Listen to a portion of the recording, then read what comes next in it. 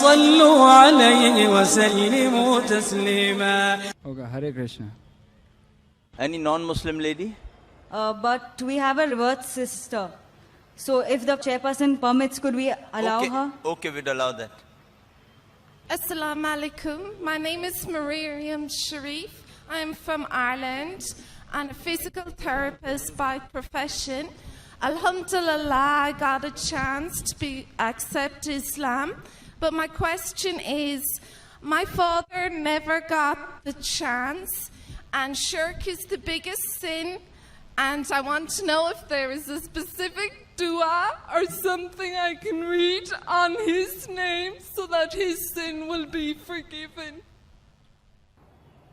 Sister asked the question that Alhamdulillah, she has accepted Islam, and she says that unfortunately her father, he died as a mushrik.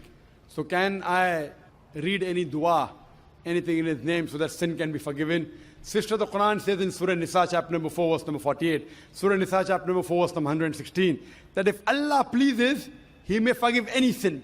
But the sin of shirk, He will never forgive. Because a person who has done shirk has committed the most heinous sin. So if the person is doing shirk and before he dies, if he repents, inshallah Allah will forgive. But if he dies as a mushrik, he is destined for hell. There is no other option. And this is also narrated in the Quran. When Ibrahim alayhi salam, Prophet Ibrahim, when he prays for his father, who was a mushrik, then a verse was revealed that when the person is alive, you can ask Allah to give hidayah to your parents, to your father, to your mother, to your brother. May Allah guide them to the straight path. But if they die as a mushrik, and if you know they died as a mushrik, you cannot pray for them. You can only pray that, oh my God, oh my Lord Allah, make from my offsprings Muslims who will submit their will to Allah. And this is the dua of Ibrahim alayhi salam. His father also was a mushrik. But he does a dua in Surah Ibrahim, chapter number 14, the last few verses. He prays that make my offsprings those who would submit their will to Allah, who will be Muslims. And we find that both his children, Ishmael alayhi salam and Ishaq alayhi salam, both of them became messengers of Allah subhanahu wa ta'ala. So what I request to you, sister, you make a dua to Allah subhanahu wa ta'ala that may your offsprings be the ones who will submit their will to Allah and be on the straight path. Hope that answers the question. Jazakallah. Yes, brother. Assalamu alaikum wa rahmatullahi wa barakatuh. My name is Talha Nusrat and I'm a student. Before starting, sir, first of all, I would like to thank you because... Are there any other non-Muslims? Are there any other non-Muslim like to ask a question? They're most welcome to come on the microphone. Any non-Muslim like to ask a question, whether from the gents or from the sisters? This is the opportunity. Any questions on the topic women's rights in Islam? Or any questions on Islam and comparative religion? This is the opportunity. Any non-Muslim like to ask a question? They're most welcome. If not, we allow the Muslims. But in between, if they feel, they can come on the microphone and they can jump the queue. That's the prerogative. Yes, brother. Yeah. First of all, sir, I would like to thank you because I have become a better human being, and not only a better human being, but a better Muslim because of you. And undoubtedly, it is Allah who provides the heed, but for me, you were the source of that heed. And my question is that I have read in glorious Quran that in previous time, during the time of Prophet Muhammad sallallahu alaihi wasallam, men were allowed to keep female slaves, and they were allowed to have that intimate relationships with them without the nikah. And the offsprings were also considered to be legitimate. So, I mean, wasn't it any kind of degradation of the honor of the women? And were women allowed to do that, or this privilege was only confined to men? Brother asked a question that at the time of the Prophet, there were women who were slave women, and you were allowed to have sex with them even without marrying. So why was it allowed? What is the privilege? And is the vice versa permitted or not? There are many verses in the Quran which say that you can have sex with whom those are your wife and what your right hand possesses. Right hand possesses means they were the slaves, and at the time of the Prophet, the wars used to take place. And when wars used to take place, they were captives. When they were captive from both the sides, the men and the women, they became slaves.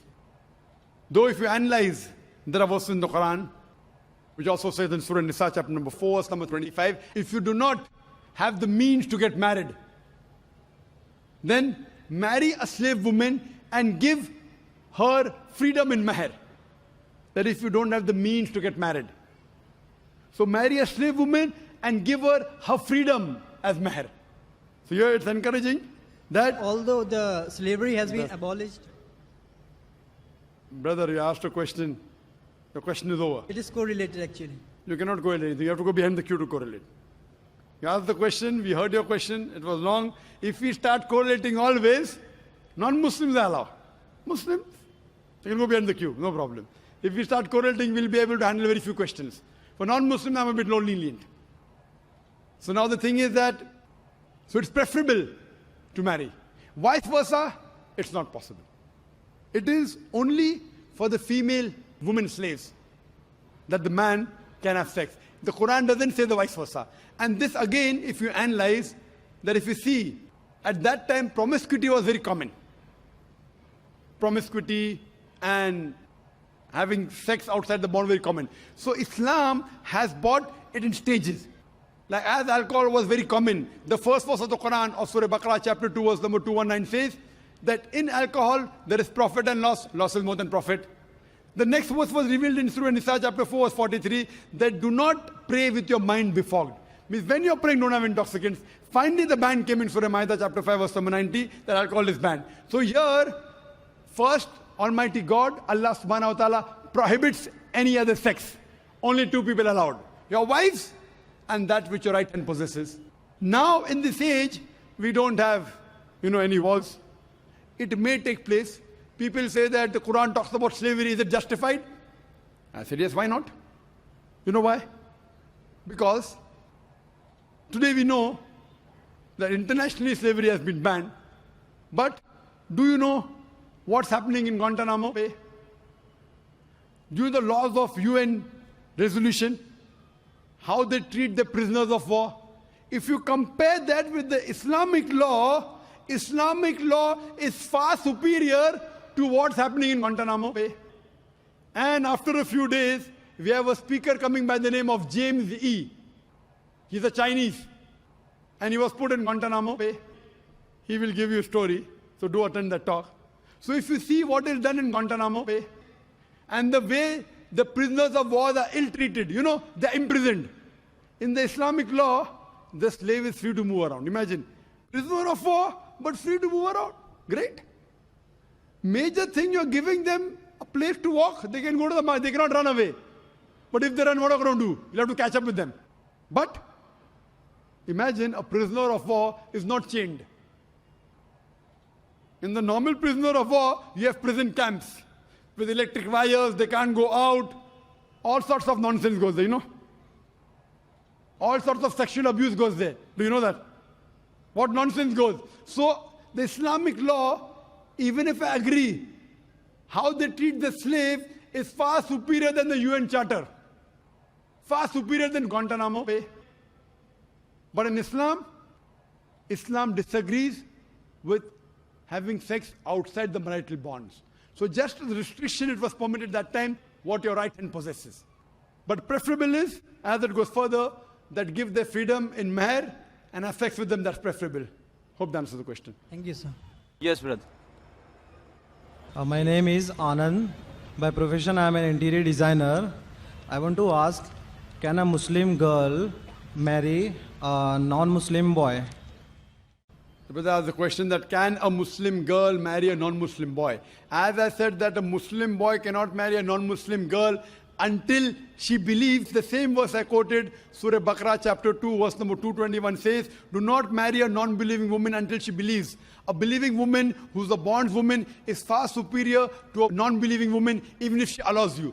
The same verse continues, do not marry a non-believing man, a mushrik man, until he believes. A believing man, even if he's a slave man, a bondsman, is far superior to a mushrik man, an unbelieving man, even if he allows you. He may be the most handsome man in the world, He may be the wealthiest man in the world, but a believing man is far superior than unbelieving man. So even the vice versa is the same, that a Muslim woman cannot marry a non-Muslim man until he believes. Once he accepts Islam, then very well, she can marry him. The same example of a car, that all the 4 tires should be same, one of a bicycle and the other of a truck, it will not work. Because the life partners, if you really love your wife, you would want her to go to Jannah. If the Muslim woman loves the husband, she would want the husband to go to Jannah. This life is temporary. So imagine you marry someone and you know that spouse is going to go to hell. So what's the use? So first you get confirmation that he becomes a Muslim.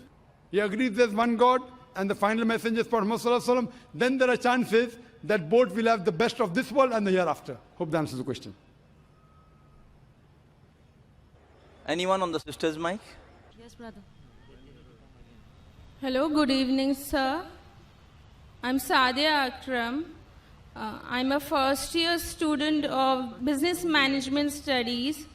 My question is that you said that Muslim girls are prohibited the professions of acting, modeling, and dancing. Does the same apply for men, Muslim men? The sister asked the question that I said that profession which exhibit the body, like dancing, like modeling, film acting, is it prohibited for men also? In these cases of film acting, modeling, if it goes against the Quran and Sharia, it is prohibited. For example, a Muslim man, models for some suit. As long as there's nothing haram in that ad, it's permitted. If something haram, if he models for black dog, whiskey, or champagne or alcohol, it's haram. Similarly, if he's acting, if in acting he's showing that he's a non-Muslim, doing idol worship, it is haram. Many of the Muslim actors, they behave like non-Muslim and they do shirk. Haram. Let him be anyone. Let him be the best actor in the world. His acting will take him to Jahannam. His acting will take him to Jahannam. But he's acting and doing a good role, not running after women, running around trees. If all this nonsense is the hijab is broken, it's haram. Otherwise, simple thing, without any haram activity, not breaking the hijab, following the Quran and Sunnah, making films which are Islamic, which will get a person closer towards Jannah, closer towards Allah subhanahu wa ta'ala, it's perfectly fine. So as long as what they are doing, acting and modeling, if it comes within the purview of the Islamic Sharia, it's permitted, otherwise it's haram. Hope that answers the question. Thank you, sir. Yes, brother. Assalamu alaikum. My question is, now the age of combined study. So is it permitted to study in field of medical? Because for women, so because most of 99% is we face non-mahram. Brother asked the question that is co-education permitted, especially in medical colleges, correct? If a woman wants to become a doctor and there is no single-sex medical college, is it permitted? If the cause is there, the Islamic Sharia says, let a small loss take place to prevent a big loss. So now that lady, if she goes in a co-ed college of medicine and there's no single-sex college, it will be difficult for her to maintain a hijab, but she can. She can, not that she can't. She'll have to maintain a hijab. In medical colleges, the atmosphere is the worst. I've been to a medical college. MashaAllah, Allah saved me. Otherwise, medical college atmosphere is the worst in terms of breaking the hijab. Worst. And it's only Allah subhanahu wa ta'ala, MashaAllah, who can save you. Otherwise, the medical colleges, the girls and the boys, they have groups, they have to examine the patient, they stay overnight. It's very dangerous. If Allah is with you, inshallah, can be on the straight path. So for a woman, if she goes to a medical college, she has to yet maintain a hijab. And in the college that I was, there were Muslim women who maintained them. Not all of them, but there were one or two who maintained the hijab. Maintain the hijab. See to it that if you have to, suppose if the patient is common and you have to take a common history with another gent, you may have to take the common history of the patient. maybe the colleague is a gent, fine. When you talk, lower your gaze. Not, oh, how are you? How is the movie? Did you see the movie? No, all common. Oh, let's go for a spin. Let's go for a drive on the bike. So all these things if you avoid, and see to it that if you have to talk with your colleague, you can talk with lowering your gaze, though the people will not like it. So she has to maintain a hijab. It's very much possible.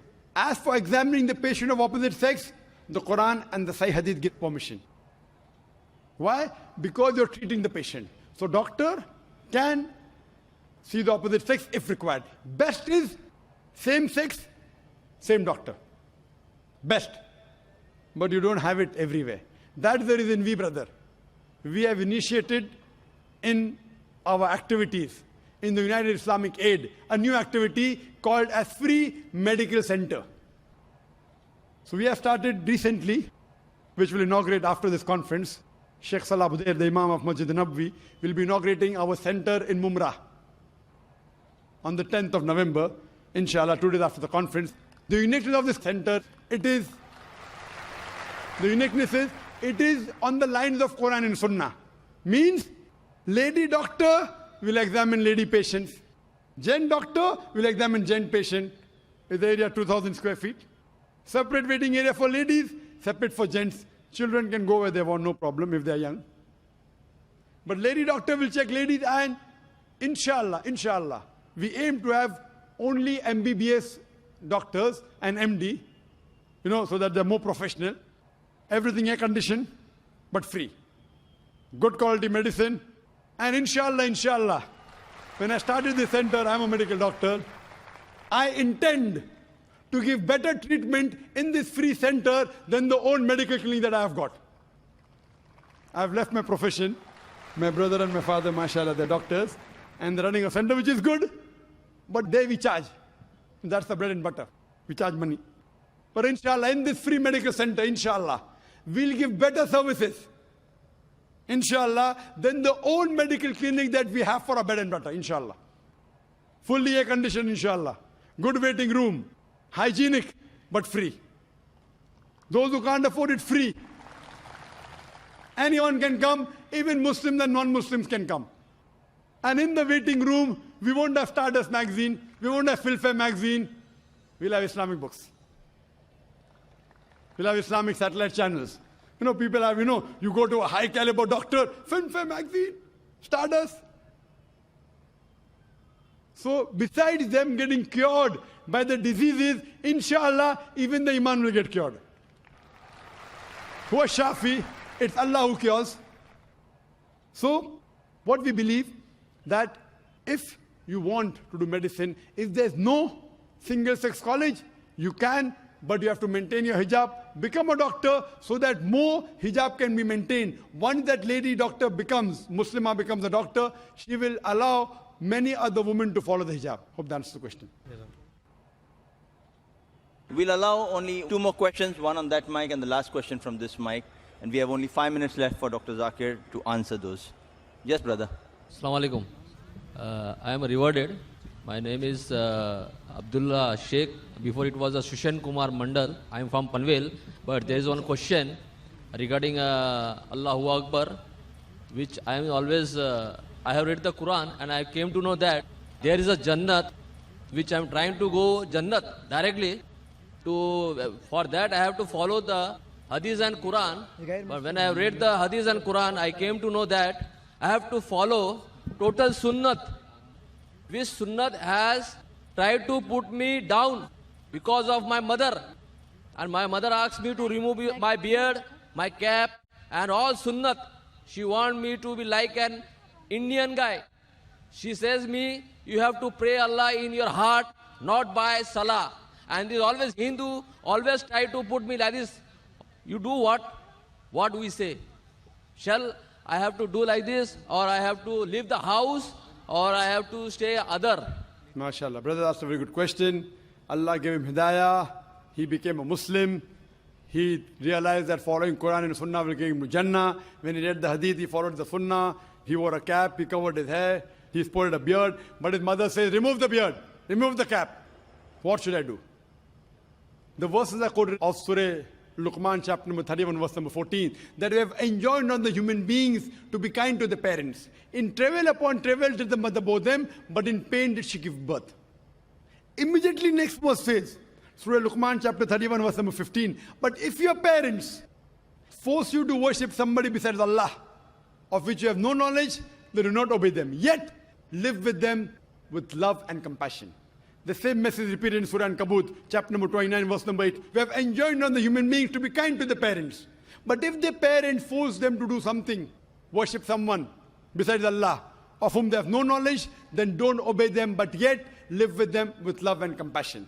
What we realize from Quran and Sahih Hadith, that you have to love your parents, you have to respect them, you have to obey them. But if they tell you something against Allah and His Messenger, that's the only time you can disobey them. But yet love them. So if they tell you to remove the beard, you tell, my dear mother, our beloved Prophet said, it's mentioned in Sahih Bukhari, volume number 7, in the book of death, hadith number 780, that do the opposite of what the pagans do, trim your mustaches and grow the beard. I am following my messenger. And that same messenger said, paradise lies beneath your feet. So if I remove the beard, even my paradise beneath your feet will go. Mother, I love you.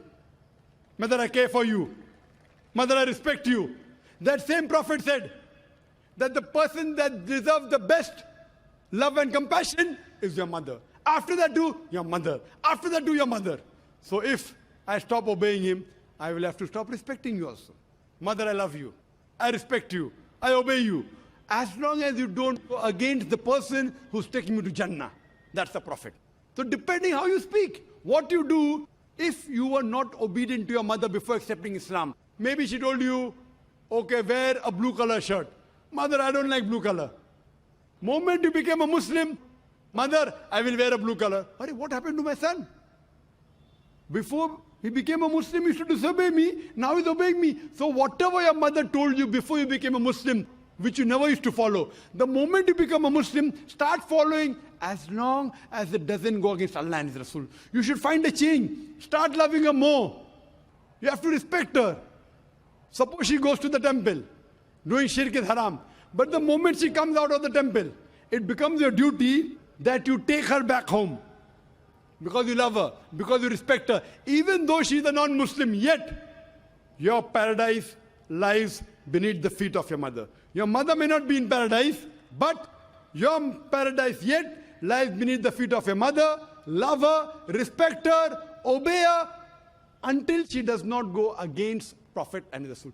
See, there should be a change in your life, and she will respect you. She will also accept your religion. She will even accept the sayings of Prophet Muhammad. Hope that answers the question. Wa akhiru da'wana alhamdulillahi rabbil alamin. Sir, but there is one problem is that after she has converted into Islam, she accepted my Allah, but he is taking in the back of Allah, she is saying to me, you don't follow what the Huzur Sallallahu Alaihi Wasallam is giving you, the whole structures of the Islam, she is trying to stop. What shall I do? I should leave the house or I should stay away from my mother? Because you told me that in the feet of mother there is a Jannat. Time is running short. The time is running short. You have to follow, yet love her with compassion. Because tell her that the Quran says, Atiullah wa atiur Rasul in Surah Nisa chapter number 4, verse number 59. So Quran says, follow the messenger. Therefore I am following the messenger. Not because somebody else is saying. So to follow the Quran, I have to follow the Hadith. You love her, respect her. If she kicks you out of the house, stay out of the house, yet love her. Thank you, sir. Thank you. Jazakallah khair, brother. We thank all our audience who has so patiently and consistently been coming here and stayed so long. Inshallah, we hope to see you tomorrow morning for our other programs in the forthcoming days. Assalamu alaikum wa rahmatullahi wa barakatuh.